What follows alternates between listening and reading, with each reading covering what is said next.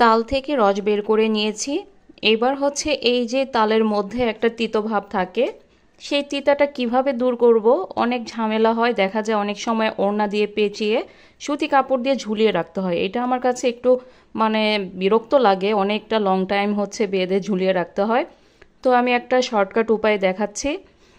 এই যে একটা স্টিলের বাটি নিয়েছি, আর এর মধ্যে হচ্ছে মানে চুন মাখিয়ে নিয়েছি। এই যে চুনটা সারা বাটিতে মাখিয়ে নিয়েছি, এখন এই চুনের বাটিটা আমি মাঝখানে বসিয়ে দিব।